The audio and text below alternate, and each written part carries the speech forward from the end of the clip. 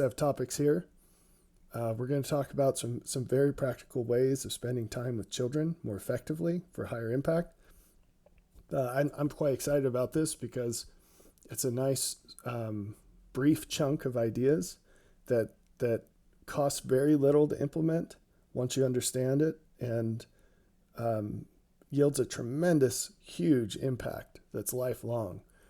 It touches on everything we care about as parents.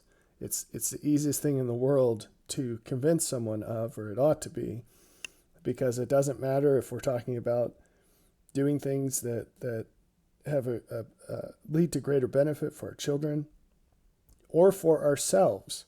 You know, when we talk about being parents, sometimes people put on a mask of altruism and pretend that there's some disembodied spirit of benevolence, or that they have to be in order to be a good parent. And maybe that's the ideal. I don't know, but along the way, we have to contend with things like the need for sleep, and we don't have infinite energy, or infinite good mood, or infinite excitement about the things that excite our children, and that's okay. If we're not realistic about that, we're not going to get very far. If the things we're talking about can only be implemented by perfect people, we're in big trouble. But this is not like that at all. It's a very practical thing. And no matter what lens you look at it in, whether it's more pure benevolence towards your children, or practical, what do I do because I don't have any extra energy or time? Well, guess what? These ideas will get you more of all good things. It's going to get you more time, more energy. You'll be able to do more with what you have. If you apply these things, you're not going to end up with less. You'll end up with more and better. And so it's the easiest thing from a logical perspective in the world to convince someone of, because there is no cost. You will only get more out of this than you put in if you do it right. And this is very easy to talk through. This is a short presentation as far as things go, because there just isn't that much to it. So what seems like a cloud of darkness right now, a scary thing, who knows what's in there, it's going to create extra demands on. No, we're just going to turn the light switch on. It'll be super clear, and then you just go and do it. And it's infinitely flexible, as you'll see. Just from a generic point of view, the bottom line up front is you can't do this incorrectly.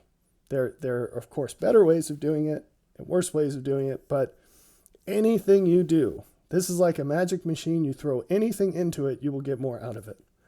So what are some generic benefits of spending more high quality time with your kids? Well, they're going to feel loved. That's pretty easy to realize. Maybe something that's not so obvious is every minute you spend with them is a minute they can't spend doing something worse. And depending on your children, I've got one in mind. Kids have a way of drifting towards things that they probably shouldn't be doing. And certainly things that wouldn't be the best possible way a human of their capacity could spend that time, right? And this is one of the great benefits of spending time with them, is that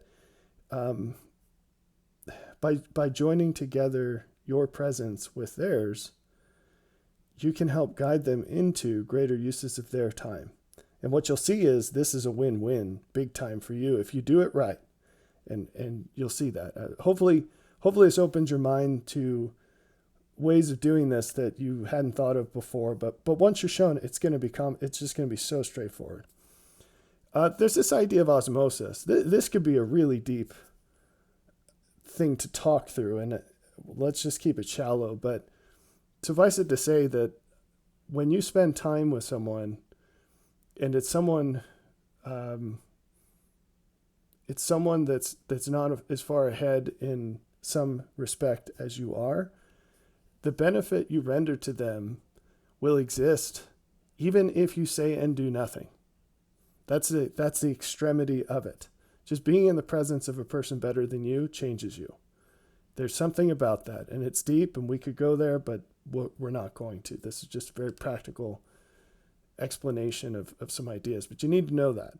And what that does is it establishes a baseline that cements this idea that you can't do this wrong. just being there makes a difference. And, there may come a time in life, and I think as a parent, I think we all share this hope that our children surpass us as people, but we've got this enormous head start. And so just being around them is imparting value. And that's great, because anything we add on top of that is just icing on the cake. And this whole presentation is about the icing, but if you just take a step, you've already won. That's my point here. So you can do as much or as little as you'd like, and it's all good. And then as you become, and hopefully you've made a lot of progress in this already in your life, as you become a better person, spending time with your child, you don't realize that every minute is increasing their trust for you. They're seeing more and more of you, and what it's doing is building up this catalog of evidence for why they should believe that you have any idea of what you're talking about when you say something. And as some of you know, this is sort of a ticking time bomb, or maybe better think of it as sand through an hourglass. Because once you get to the teenage years and they start building evidence that they are capable of developing an independent view of the world, which is good, that's definitely a necessary thing for them to learn, they will start challenging yours, which is also good. But the hope is that they pick their battles wisely, namely on the things where they do have something extra to contribute. As one of my mentors once told me, morphing it into general terms, do what I do better than you as well as I do it. And then you can come up with a better way. And that's sort of the mentality that we will implicitly teach, or at least develop evidence to support. You're basically stockpiling weapons for a future battle there, or hopefully avoiding the battle altogether in every way that's possible. Anyway, don't want to dwell too long on that, but the point is, you will convey tremendous effects just by being there. And everything on top of that is just extra. So let's talk about the extras. Another takeaway of this is that this is not overwhelming. It shouldn't be overwhelming. This in no way should be seen as tedious or some labor that you have to do. Whether it's your heart, meaning how much you care about this, your strength, your mind, your time, it doesn't matter. This approach, this idea of spending quality time with your kids for high impact, it can scale to anything you can give it. Meaning, no matter how much you put in, you will get more out. And it will accept as much as you're willing to give, but it also scales down to the tiniest little bit. If all you do as a result of this presentation is spend 5 minutes of your life differently toward the benefit of your kids, you will get something out of it, and it will be greater than the 5 minutes. There's no limit on how much this scales down. So you can't be overwhelmed. You just do what you can, and that's going to yield huge impact. Okay, so how is it that this is always going to sort of spring back at you more than you give it? Well, we're here to have an abundant life, and that's for ourselves and for everyone we can interact with in some way. Well, when it comes to our kids, this is how it works.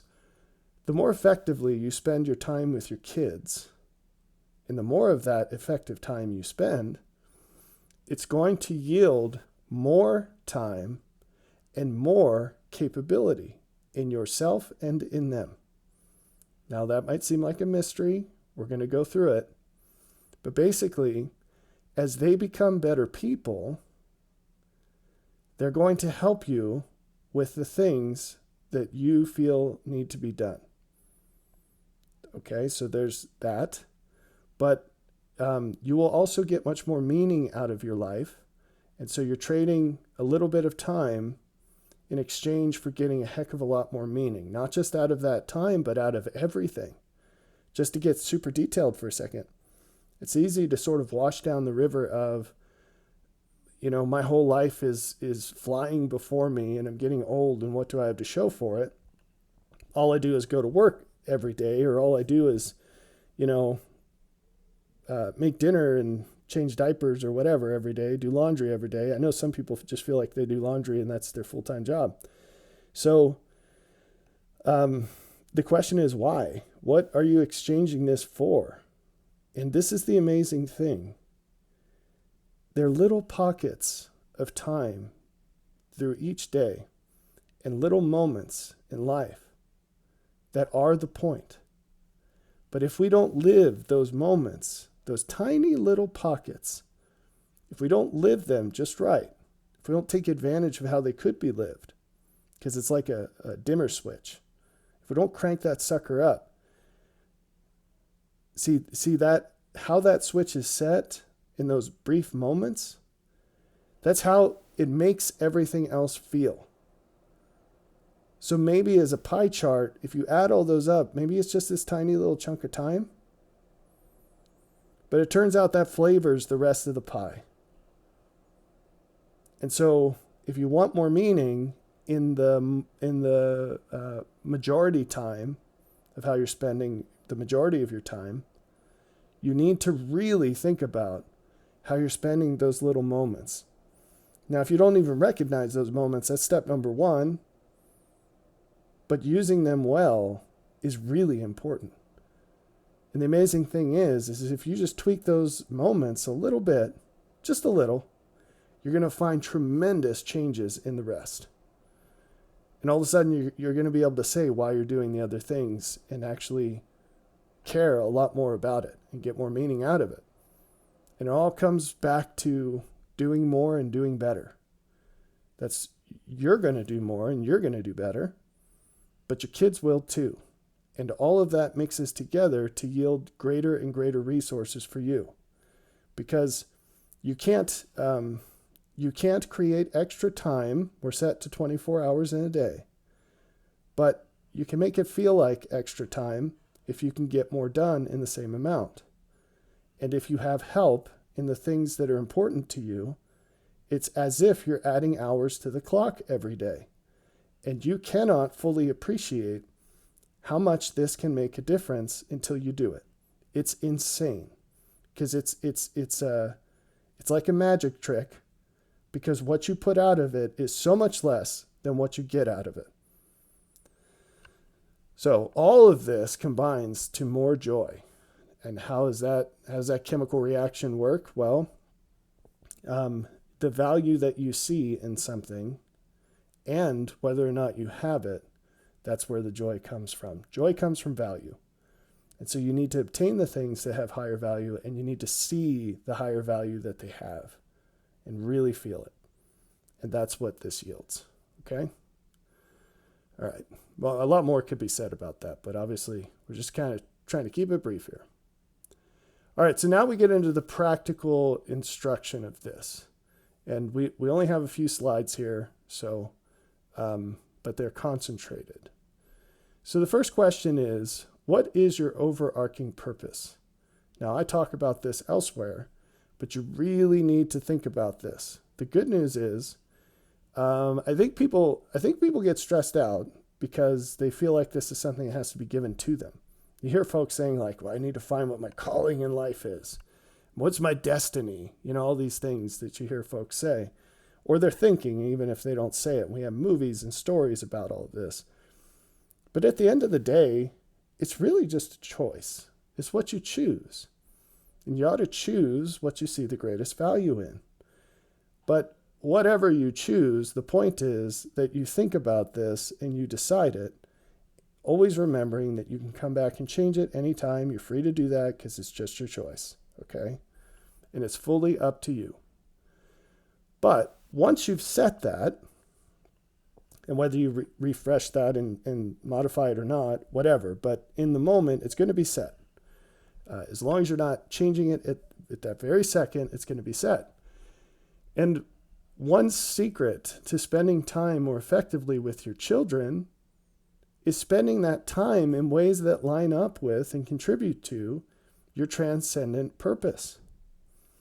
Now, we call it I call it a transcendent purpose, because if you do it right, it's going to be bigger than you. It transcends all the things in your life, but it also transcends you. So, however, to whatever extent you actually get there, to that ideal of having it be a transpersonal purpose, hopefully it's sufficiently close to that it doesn't seem like some grand mystery as to how the time of your children could contribute to that.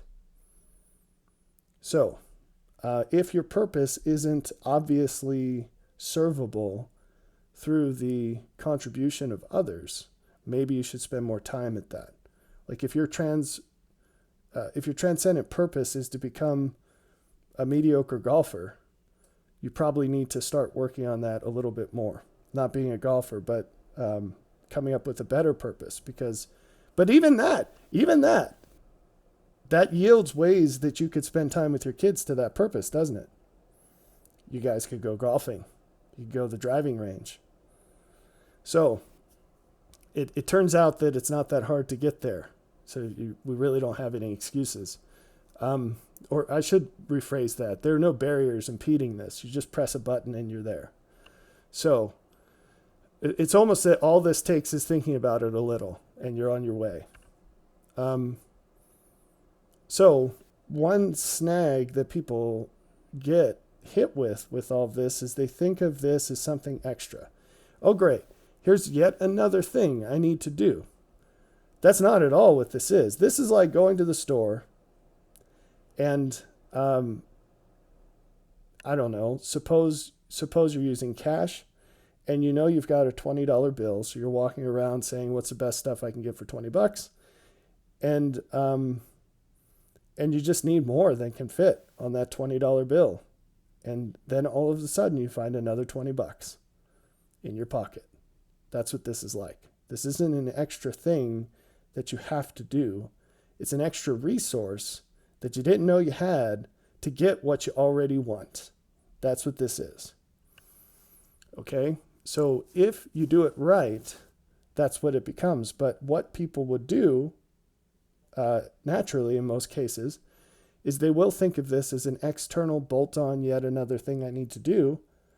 And sure enough, if you look at how parents spend their resources for their children, they are doing external things that don't really help the kid and that the parent doesn't care at all about. Or if they do care, they shouldn't. Like if you're one of these sports parents and you're just downright obsessed about your kid's performance in sports, and that's not connected into something greater. There are a lot of those, okay? Why are you spending all this time and money? You're absolutely devoted to something that just peters out. It doesn't plug into anything greater. And if we're living our lives correctly, or to the fullest extent, everything will plug into something greater. It's a chain that never ends. Okay? So, if you arrange this wisely and you choose activities that contribute to your transcendent purpose, you'll find that you have tremendous motivation to achieve them. You won't drag your feet so much when it's time to do it, because it is hard to do more than you would otherwise do, and it is hard to do differently than you would otherwise do. But that's just relative to the strength of your purpose and your desire. And if your purpose is great enough, your desire for it is great enough, and your belief that what you're doing contributes to it is strong enough, you're going to do it. And it doesn't matter if you've got nothing left to give. You'll give whatever little drop you have, gladly. So, one principle of this is this is sort of lateral, but I think it fits, so I'm going to mention it. We tend to act in the present based on how we feel in the present. And I just sort of alluded to one of these examples. Say it's the end of the day, you're tired, but you have a block of 15 minutes that you could use for something. So what do? Do you just pull out your phone and scroll? Do you turn on the TV? Or do you go eat something even though you're not hungry? Or do you think about what would have value? Hopefully you don't have to think about it because you've got a ready-made list of things you could be using your time for in such situations and habits of doing so. Or do you look to the future? I'm sorry, this is part of the same. Do you look to the future and think about future value and trade that for your present, trade your present feeling for future value? In other words, do you try to maximize your long-term feelings based on your short-term actions rather than the other way around? Or do you say, well, I don't feel very energetic right now. I don't feel very hopeful. I'm really tired. And I just want to not do anything right now. And so that's what I'm going to do. Because the best way to live is so that your past choices are a vehicle for your present feeling. And you're stacking the deck in every moment for the next, for tomorrow, for how you're going to feel tomorrow, or how you're going to feel 3 hours from now when you just completed a really worthwhile thing, even though you didn't want to do it, even though you didn't feel like doing it. It's a total reversal of motivation. But anyway, this is an example of this. Thinking about your long-term transcendent purpose and then thinking about how your present use of time can contribute to that, instead of thinking, well, if I just do what feels good right now, I guess long term I'll end up in an okay place, because that never happens. Okay, now we also have to talk about not just your transcendent purpose, but hopefully somewhere on there is maximizing the abundant life of your children. The abundance in the lives of your children. So, this isn't about what do my kids want to do and what would yield the greatest amount of fun for them in this moment. It's not about let's take them to the trampoline park, let's put them into softball, okay, and just we have money and time, let's burn it for their current pleasure. It's long term, what kind of person do I want my kid to be, knowing the worth of things in life that I do? How do I want them to feel when they're my age? And what decisions do I want them to have made at that point in their life, by that point in their life? And now what can I do to help them do that? And that's going to be, there will be some things you can extract that are across all of your kids, that are shared. And there will be things that are specific to the specific qualities of each kid. But you have to have an aim. If you have not thought about this and chosen a direction, then you can't do any of this. It's not meant to be passive. The next tip here is that if you can find ways to use your resources more efficiently, you will get more out of the same exact time and effort. This is an incredible thing. If you're not catching on here, this is a magic trick. There is no extra input, maybe a little bit of thought. But compared to what you're already spending, it is nothing. It's like if someone, I don't know, someone came by and they said, you know, if you take your pinky off the steering wheel while you drive, you'll get an extra 50 miles per gallon. It's a ridiculously simple thing you could do for an absurd gain. So it's definitely worth it to find more efficient ways of spending your time and resources. Not necessarily giving more, just spending it in ways that yield more. It's like water down a river. It's going to flow either way, but it makes a huge difference when you put a hydroelectric generator in that thing. The water's going through just the same, but now you're getting tons out of it that was just wasted flowing down the stream before. Okay, so the keys of getting more out of the same time and effort with your kids are to prioritize activities that are stacked and synergistic. I'm going to explain what I mean by this. So, and in fact, this is exactly what God does with us. He almost never has one reason for doing anything. I mean, he has one overarching reason for doing all things, which is for the greatest benefit. But when it comes to specifics, he's got a million threads on the tapestry, and each thread is a composite of a million more. It's just a lot going all the time. So what do I mean by stacked activities? I mean things that yield more than one benefit at the same time. So same thing, but many benefits. If you want to see these more clearly, which is important if you're ranking them, because you have to choose which ones you're going to do, pay attention to downstream benefits. So for example, if your kid's in gymnastics, a positive downstream benefit would be fitness. Long term, maybe they develop a habit of continuing that, which actually is unlikely because you've trained them to think that fitness comes through an external program, and adults don't have time for that. So something they could do at home would be more likely to yield that one. But they develop a muscle base, which is good, and maybe a downstream effect of that is if they're, maybe it'll help them attract a high quality husband or wife. Or if they're a lady, maybe that muscle foundation will help have a less troubled pregnancy or something, right? But there are also a lot of negative downstream benefits, and you need to think about those because you need to discount them from the expected benefit of the activity.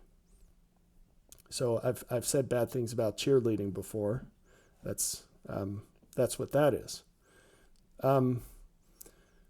What about synergistic? This is one of those the whole is greater than the sum of the parts scenarios. So there are a lot of things where coupled together they will yield much greater benefit than any of them would singularly. So there's this mutual boosting of the outputs.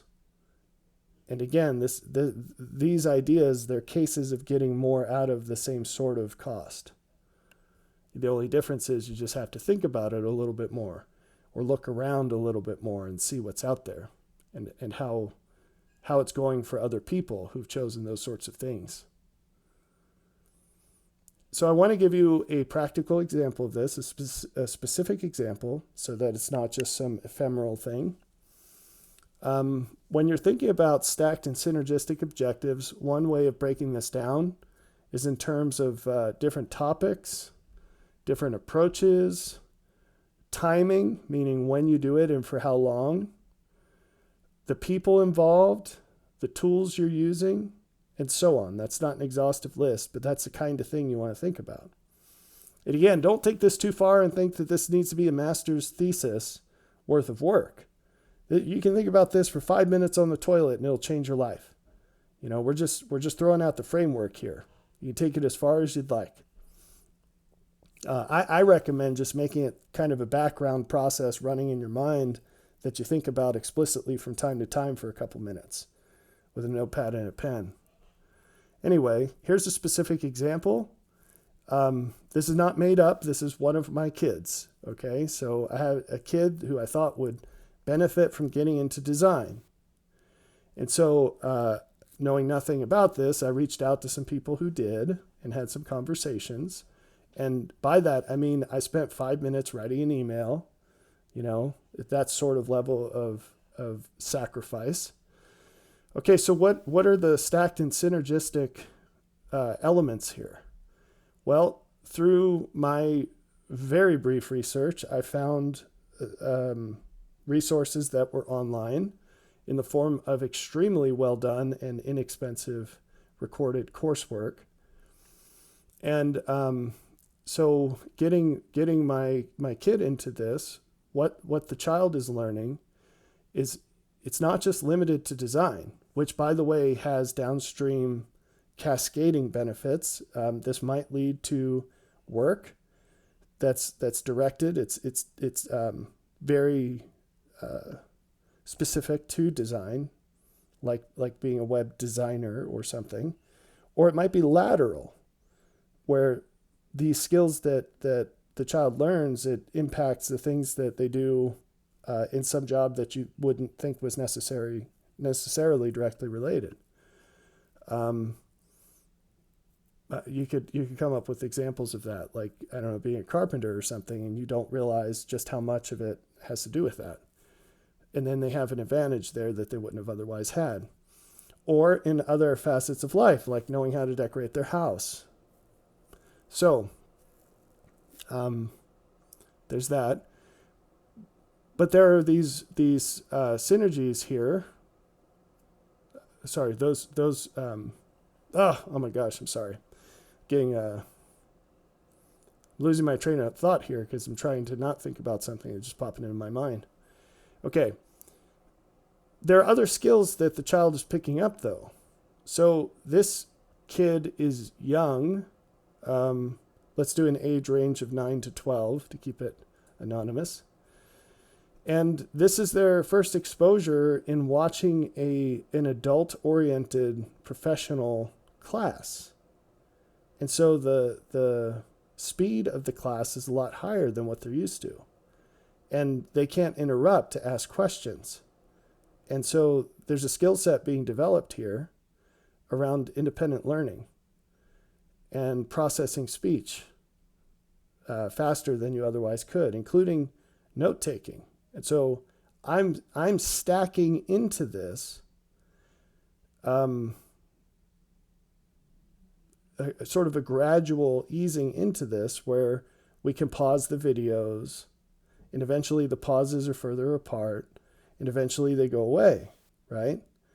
And then following up by looking at notes, and that's another thing I'm stacking into this, introducing to software, showing how to make an outline, all these skills. And this is the thing. I don't care who you are. If you are an adult, you have an enormous catalog of skills that you take for granted, and ideas about the value, the cost, the benefit of things that you take for granted. And when you do things like this, it gives you a canvas to paint on. It gives you an interface to communicate and share these things that you would never think of if you're sitting around the dinner table talking about whatever.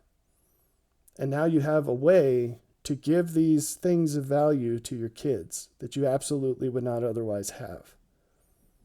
It's a tremendous blessing. You're conveying way more than you would realize. And if all you're doing with that time is entertainment, you're missing out big time. And almost everything we do with our kids on a normal basis, it does devolve down to entertainment.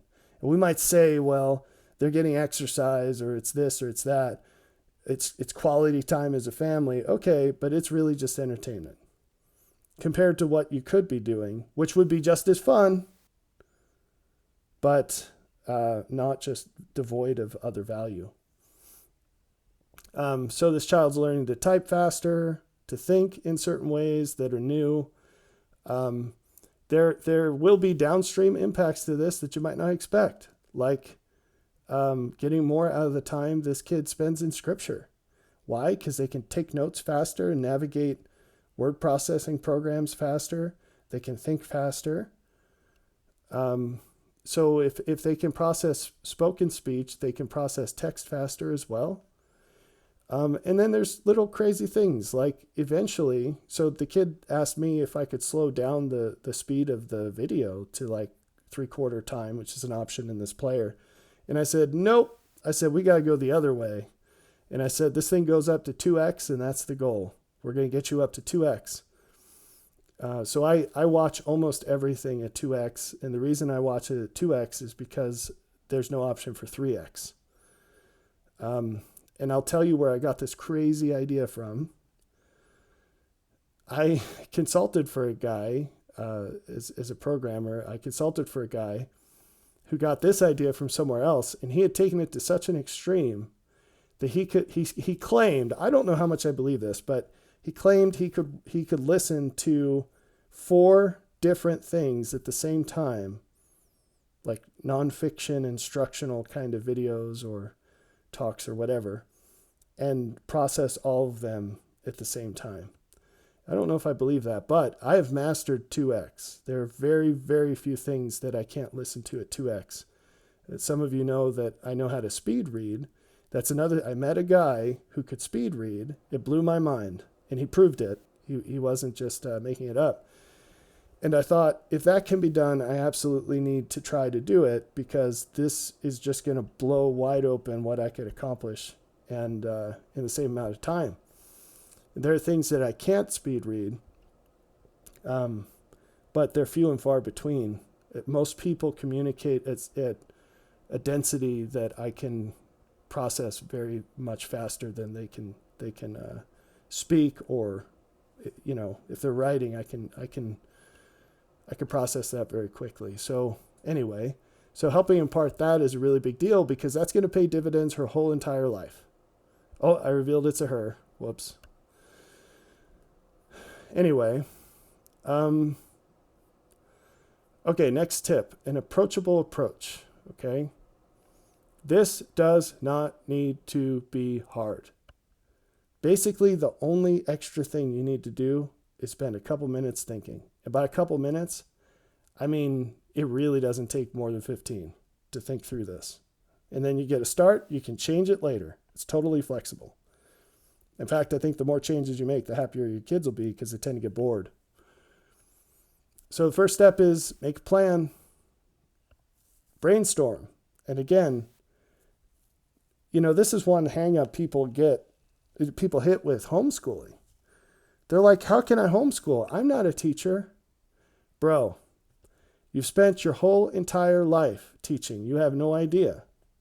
You spent your whole entire life learning, and you probably agree with that faster. You've spent your whole entire life teaching.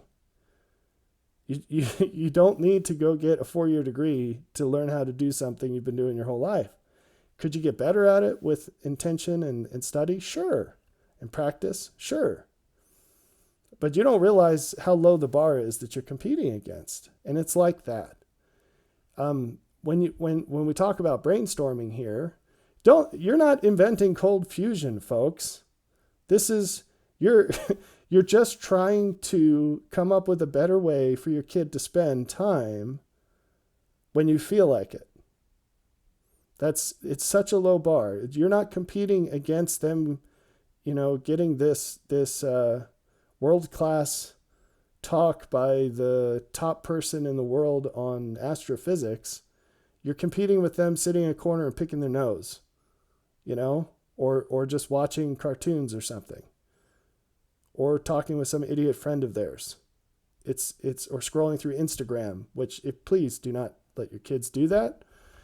The bar is very low. It's very low. You could show them how to sharpen a knife, and it's life-changing for them compared to what they'd be spending their time on, right? How to make a bed. This is not, when we say brainstorm, it's more like, hey, here's a challenge. Think of the best thing you can. The challenge is not think of a thing. That's better than what they'd be doing otherwise. You could do that in a quarter of a second. And then just spend as much time as you'd like getting as good as you can.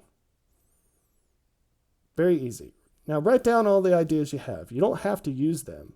But in brainstorming, you don't want to filter things. You just go ahead and put it down on paper. Or digitally is even better.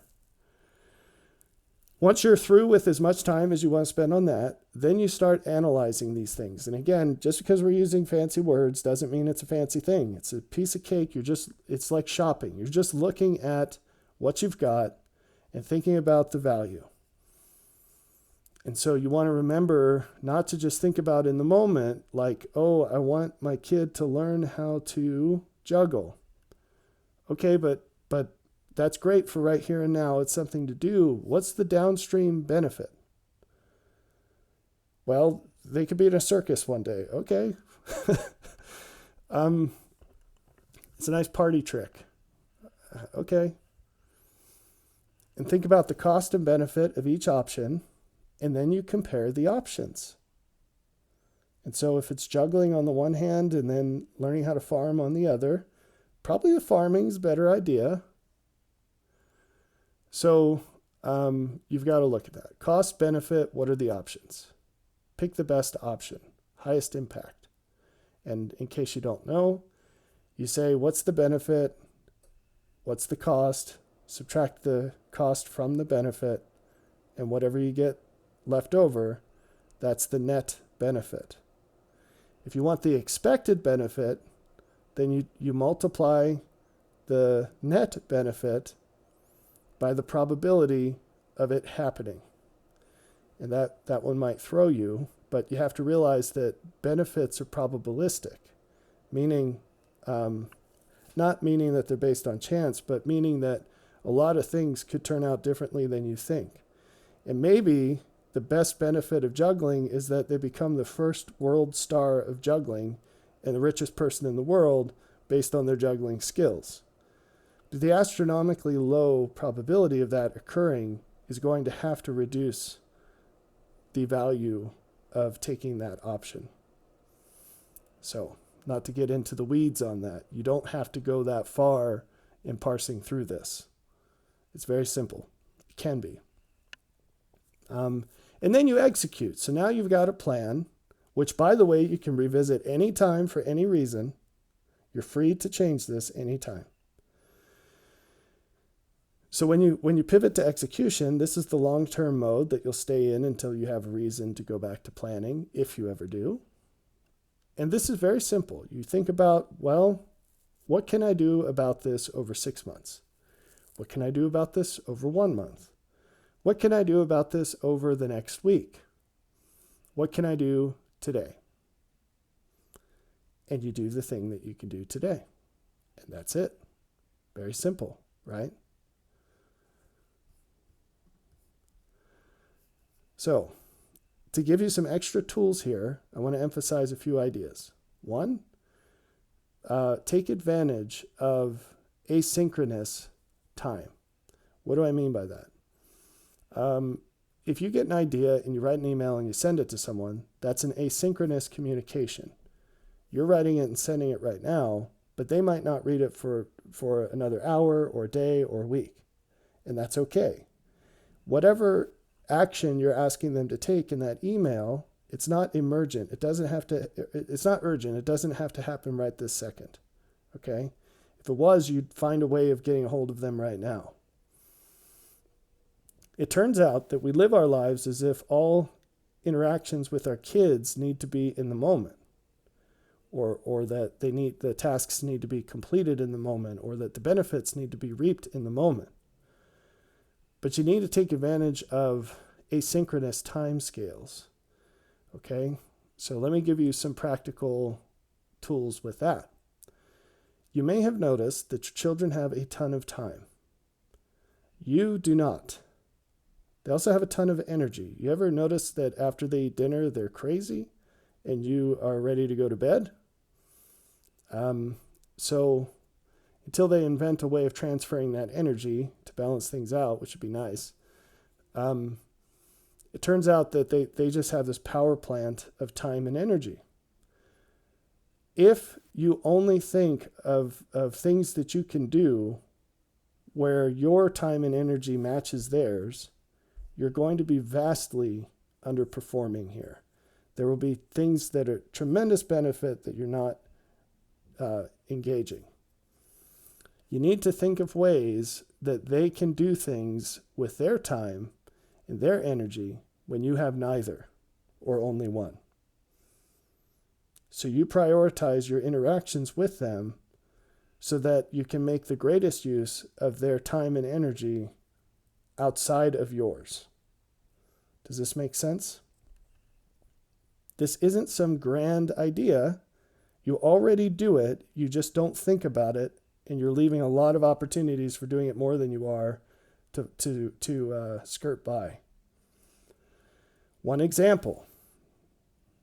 Have you taught your child how to read? This is a tremendous example of this where, and I'm getting ahead of myself here, but you're using your time on something, and it's intensive to teach a kid how to read. It takes time and persistence more than anything else, consistency, which is hard because your schedule's not consistent, and you're going to have things where sometimes that takes a sacrifice to sit down with them for 10 minutes a day or whatever it takes till they're there. But what happens once they're there? So I call this the training wheels principle. It's a pain in the butt to teach a kid how to ride a bike. But guess what happens after they learn?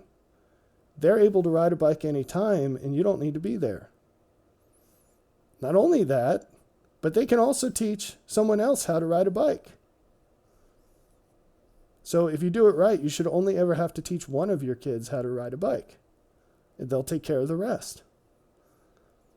And that's a cascading benefit. So what are the long-term benefits of teaching one kid how to ride a bike? Well, they're infinite. It's this infinite, eternal chain of bike riding. Right? So, and this maybe is an appropriate time to talk about something that might not be obvious, but when we talk about these kinds of principles, I think there are folks out there who have a tendency to say, well, this is self-help. Who cares about that? What does this have to do with the gospel? It's funny because a lot of secular people will say the opposite about the gospel. Well, this is religious. Who cares about that? Tell me how I can change my life. Folks, they're not different. They're not different. And until you integrate both sides of that coin, you're missing out on more than half. Till you integrate both sides of that coin, you're missing out on more than half. So, it turns out that using your time wisely with your children is fully, fully in line with the concept of eternal exaltation. That's about as religious as you can get. Okay. So focus, prioritize the training wheels principles kinds of things. Prioritize the expenditures of time that yield cascading benefits and give you more time over time. So what's an example? So say you homeschool, or even if you don't, okay? If your kid is a whiz-bang reader, and because you've invested some time in that early on, and they're ahead of the game, because you did what you could do before you had to do it, now, are you spending more time or less time helping them read? Over time. Way, way less time. If they come home with homework, you're never ever going to have to help them with the reading part because they're way ahead of the curve. But more than that, if they're being annoying, you tell them to go read a book. Right? And then you get these really interesting conversations where they know way more than they should about something because they've been reading things. I mean, good things. And they're independently learning. Well, if you consider it your job to be responsible for them learning things, well, isn't this wonderful? You've just given them a tool where they can use their time and energy independent of yours to help further your goal, which is to help them learn. You see how it works? And so the point is, you're already doing this. You're just not taking that lesson and applying it to all these other ways you could do it. A lot of times we're working out in the yard, I try to help my wife focus on, because she's like the crew. You know, she'll go out and do crew work with the kids, and I'm off doing something dangerous, hanging off a roof or something. And I try to tell her the most important thing you could be doing with these kids is not whatever you're doing. It's helping them learn how to do it and do it themselves. So if you have to pick up rocks or pull weeds or whatever the project is, that's fine, but do it in your downtime when there's not some way you could be helping the kids do those things more effectively. Because everything you teach them is going to cascade forever. And so once they become master rock pickers or weed pullers or garden planters or whatever, I do that one. The most important thing you could be doing is advancing your kids' capability at doing things. because that's what's going to cascade. Whereas if it's just you doing something, it's just you doing something. That's a limit of one person. Again, that's an eternal principle. The best thing you can do is help other people do things because it keeps going, whereas it stops with you. So, back to this asynchronous idea, we have to cover some very important things that are different from how you probably do it. Now, I just told you about delegating, inspecting, and reviewing, but let's be explicit about it. You take time to fully explain the task. You explain what needs to be done, why we're doing it. You explain what the standard of completion is. You set up limits of this is acceptable, this is not. And what I mean is in the means to the end. So if you say like, okay, we're going to do this thing, we're going to make some money, but don't go rob a bank because that's not what we're doing right here. Or we're pulling weeds, but don't destroy the entire area. Just be kind of neat with it. I don't want to see dirt all over the place kind of thing. And then usually you want them to repeat back the instructions, okay? Maybe get them to write it down. It's a really good idea. Get them to write it down. Don't write it down for them. Get them to write it down and then read back what it says or tell you back, repeat to you the instructions that you gave them. Then step 2 is inspect. Don't tell them when, but let them know that you're going to be coming by to see how it's going, and then do that. The best inspections are the ones that are unannounced, and you should tell them that they will be unannounced, because then they'll be thinking about that the whole time, whether you're there or not. And then the final step is to review. At the conclusion of every delegated activity, you need to sit down and talk about the strengths and weaknesses of what was performed. That is the most valuable part of all of this. It's not in what gets done. It's in the feedback that they get. Because there are lessons that go beyond the task that are conveyed in that moment. Also, people need credit for good things that they do. It's very important. They also need to be tweaked when they're off base. Okay. Another thing so that's probably way more structured than what you do right now. And it doesn't have to be formal, but those elements really, really, really need to be there. If you leave any of them out, the benefits just will not be anything close to what they could be. But the good news is you really get used to this and then it's second nature. You don't have to even think about it. You just do it. If you don't inspect, it's gonna be Lord of the Flies. Kids, it doesn't even just a Lord of the Flies situation with one kid. It's some crazy thing. They will go off the rails. So you got to inspect. All right. One thing that's also not naturally occurring is that you have to teach your kids to yield to you. That's going to ruffle feathers. There are going to be people who don't like that. I don't care. If you're not living your life where that would be a good thing for them to do, then you're really, really messing up. You're an adult. You have had your whole life to get ahead of them. If it's not the case that you have that much to impart to them that whatever they're doing should stop when you have something for them, then you really messed up. Now, obviously, that wanes as they get older and better. But in the beginning, when they're young, it should absolutely be obvious. Now, it won't be obvious because that's not the way the world goes. That's not the way parents raise their kids. It's not what they're taught in school. But it is something you ought to teach them.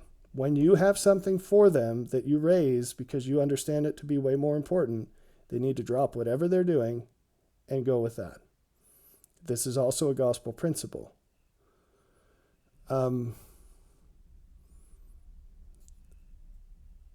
When you adopt asynchronous approaches, what it does is it transforms tiny, unexpected, or unpredictable gaps in your time into extraordinarily powerful contributions to their life, the life of your kids. But like I said, it takes a framework to be able to make use of those. So let me give you an example. Let's say that my kid is playing Lego, and all of a sudden I'm in the midst of some project outside, and there emerges an opportunity for that child to contribute to it. So if I'm not going to interrupt that kid, or that kid's going to get really mad at me if I do, then this isn't going to work, right? Or let's say something comes up and I'm like, all right, this is a delegable task. I was doing this thing, and now it's a state where I can hand it off to someone else. You have to interrupt the kid if they're doing something that's less important. Sometimes they won't be, sometimes they will. But given just how much time kids spend on things that aren't ideal, odds are it's pretty high that they're available and they could help. But they need to understand the way that rolls, and that, if they're playing a video game or something, your situation will be whatever it is. But if it's something like that, or they're reading a book, it's like, okay, well, you're doing a leisure activity right now. It's time to do something with a higher impact. Let's roll. To that end, it's really important. So just to emphasize here, kids aren't slaves. Your setup is such that you're pointing towards their higher purpose, okay? Which hopefully is aligned with your higher purpose. But whatever it might be, you're taking them from something lower in that hierarchy, or maybe off that hierarchy, because kids do waste a lot of time, and you're putting them higher up on it. So you're helping them do what helps them. You're helping them do what helps them. Okay, so the final idea here is really be careful about scheduling out your kid's full calendar. This happens way, way, way too often, where you've got recurring things of questionable value filling the schedule. Why is this bad? Because you'll be way less likely, or you just won't, interrupt any of those things for things of higher importance. Even if you wanted to, if you have to drive them to an event 3 times a week at a place, that chops all of those blocks out of a higher purpose, should one emerge, an opportunity come out of that. And so maybe you look at that and you say, well, yeah, but I got them into this thing because it contributed to their higher purpose. All right, if it's really high up on that triangle, because these things are pyramids, if it's really high up in the priority scheme, then great. But odds are it's not. Odds are it's not. Even if you look at public school, it's a great example of this. Okay, because most people would say, yeah, well, it's important for kids to get an education. Okay, fine. But what are you really trying to accomplish with that? And if you break it down into detail, you will probably find that there are better ways of doing this, and that they probably aren't so scheduled.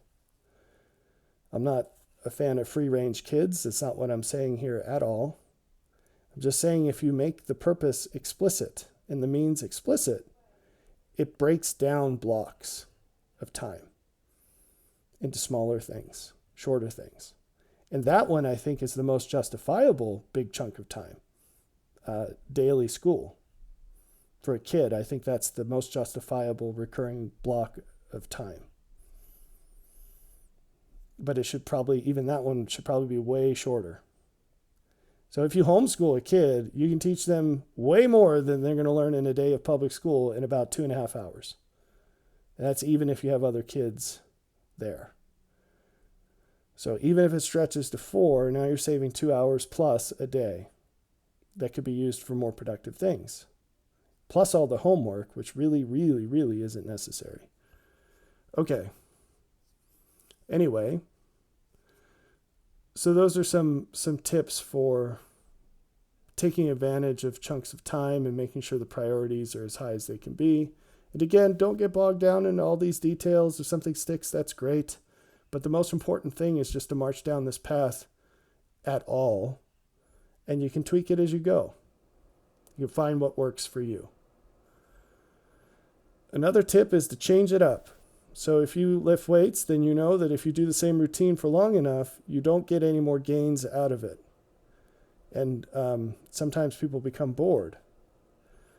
Even when you're hardcore and you love lifting weights and you're not bored, you still aren't getting gains. And so you need to change it up.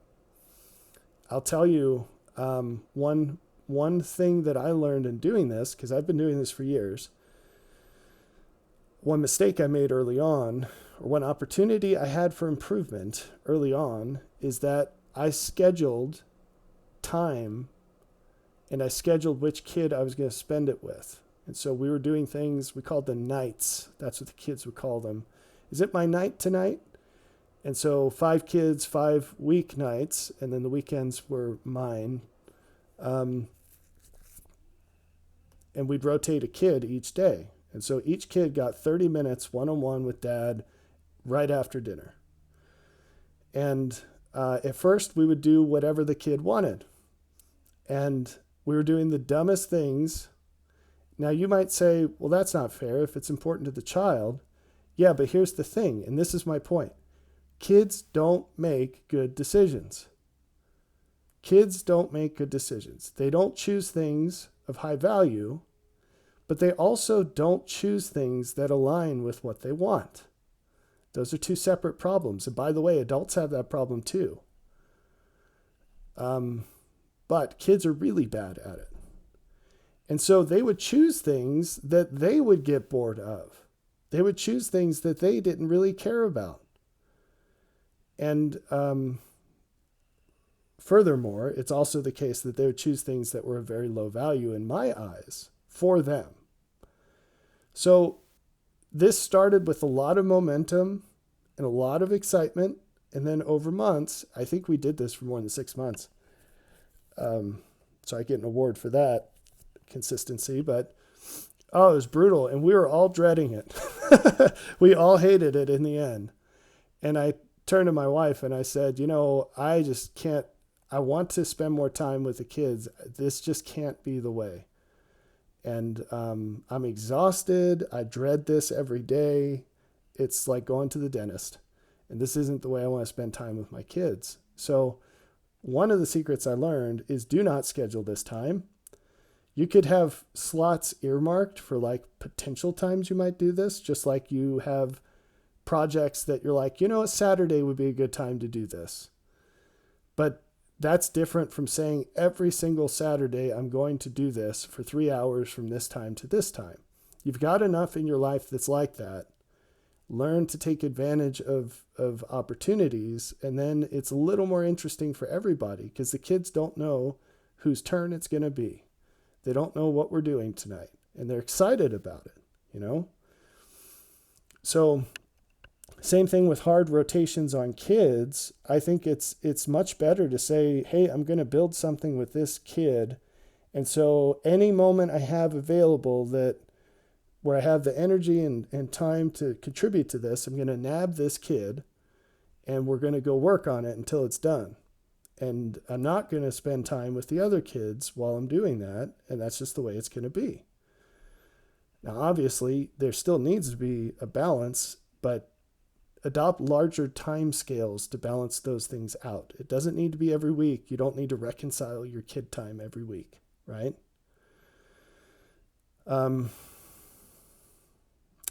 So you change it up and you rotate things, and then you don't need to dread it, and you don't need to get bored, and they don't need to get bored either. But also, obviously, one thing I changed from all of that is they don't get to pick. So that way I'm making sure that it's a good use of time for everybody. And that's the final point here is don't do things that you don't feel are interesting and important. Now, you might say, well, what about the kids? part of this is teaching them that you have a better idea of what's interesting and important than they do.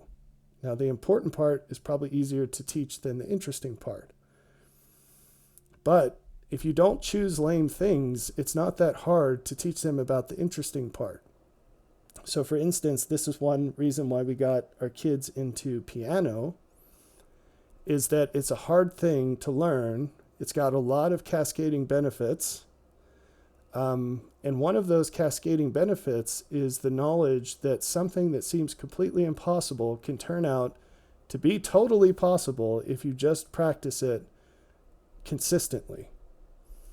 Another cascading benefit to the point here is that things that seem like the least interesting thing in the world when you start them can turn out to be really cool when you finish them. Because every one of the kids, and this is something easier when you start with an older child when they're young, the other ones just kind of get with the program because the ruts are in the road, but also they see right before their eyes what the fruits of it are.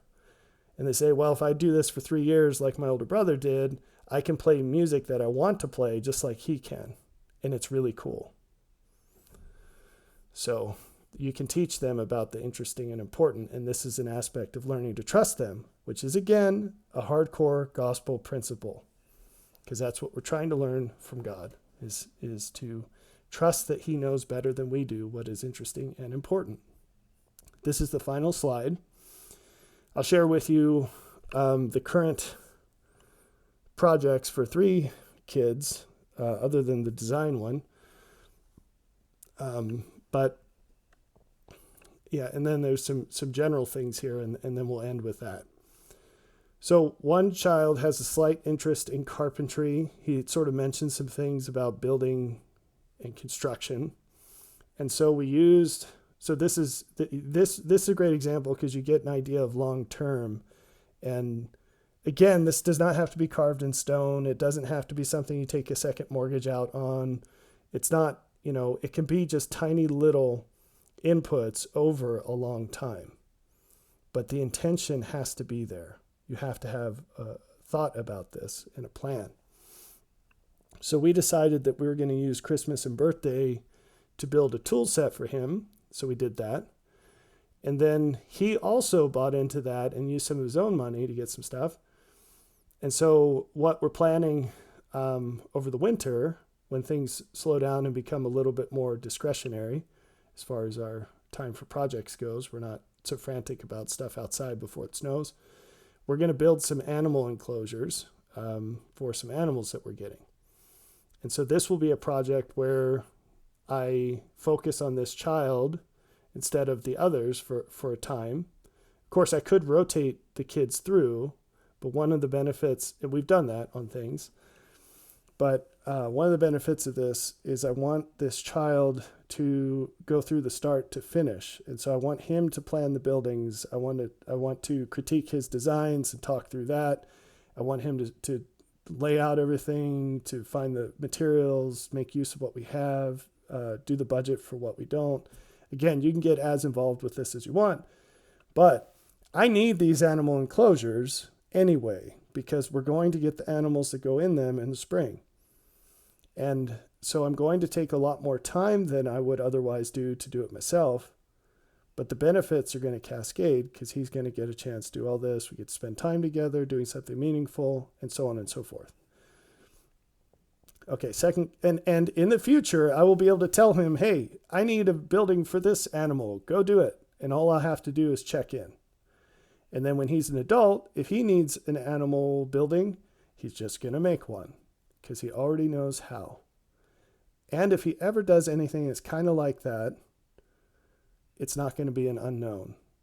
Even if the only similarity is the difficulty level or the degree of not knowing up front all the details, he's just going to be able to jump right in. The barrier is forever gone.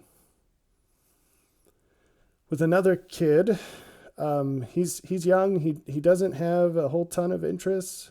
He's kind of generically interested in things. But one thing he likes doing is playing chess, and he likes spending time. And so, because he's not super interested in other things, it's a struggle to find things we can do together. So He asked me a long time ago, it seems like a long time ago, if I could build him a chess set. Now, I know from past mistakes, when children ask you to build things for them, that's a whole heck of a lot of your time and often money. And then they're only interested in it for a few minutes and then they set it aside. And I don't do that anymore. So I told him, no, I won't build you a chess set. But what I will do is I will lead you through building your own. And I will be right there with you and I'll pay for it. But you're going to saw the wood, you're going to glue it together, you're going to do everything. And then it will be yours. And then if he sets it aside, we still get to keep all that time we had together. And then instead of just making something for him to use for fun, every time he sees that, he's going to remember that time we spent. So, and then of course he retains all the skills. So you see the stacking. And then of course we can play chess with it too, right? So this is something that the whole is greater than the sum of the parts. Now I've got another kid who during school, he got exposed to some of these myths. He happens to have a very interesting memory. I don't even know how to describe the way this kid's brain works. Anyway, so he really keyed in on this and he started talking about it. And it just so happened that I had caught onto a whole bunch of gospel analogs in myths, and I had the thought, it just was living in a notes file, of maybe doing a larger analysis of this, and I wondered if it would be helpful to anyone. It was certainly helpful to me. And well, I won't get into why.